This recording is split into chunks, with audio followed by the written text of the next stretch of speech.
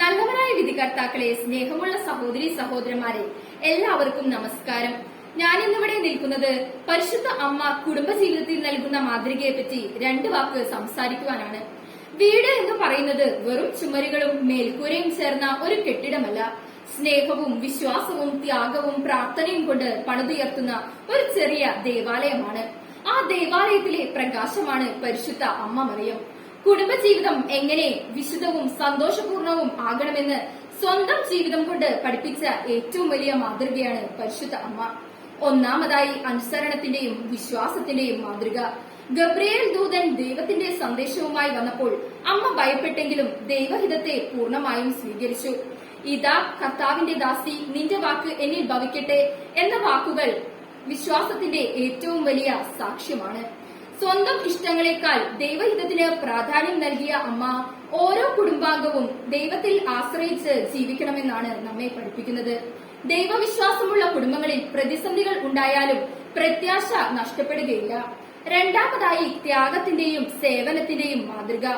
ബെത്ലഹേമിൽ താമസിക്കാൻ ഇടമില്ലാതെ അലഞ്ഞതും ഹെറോദേസിന്റെ ഭീഷണിയിൽ ഈജിപ്തിലേക്ക് രാത്രിയിൽ പലായനം ചെയ്തതും ഒടുവിൽ സ്വന്തം മകന്റെ കുരിശുമരണം നോക്കി നിന്നതും അമ്മയുടെ ജീവിതത്തിലെ ഏറ്റവും വലിയ ത്യാഗങ്ങളാണ്. ഒരിക്കലും പരാതിപ്പെടാതെ സ്നേഹത്തോടെ എല്ലാം സഹിച്ചു.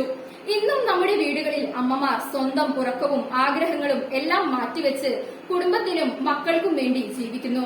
ആ സ്നേഹത്തിന്റെയും സേവനത്തിന്റെയും യഥാർത്ഥ മാതൃക പരിശുദ്ധ അമ്മ തന്നെയാണ്.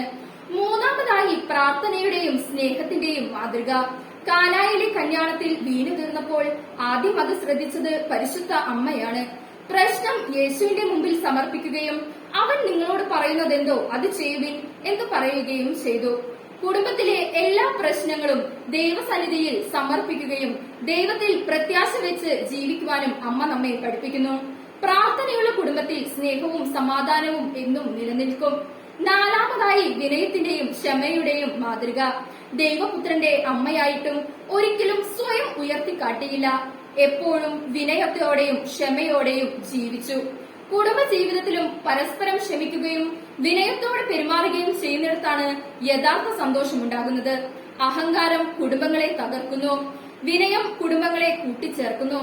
പ്രിയപ്പെട്ടവരെ, ഇന്ന് പല കുടുംബങ്ങളിലും സ്നേഹക്കുറവും ഐക്യക്കുറവും കാണാൻ കഴിയുന്നു. അതിന്റെ പ്രധാനപ്പെട്ട കാരണം പരിശുദ്ധ അമ്മയുടെ ജീവിത മാർഗത്തിൽ നിന്ന് നമ്മൾ അകന്നു പോകുന്നതാണ്.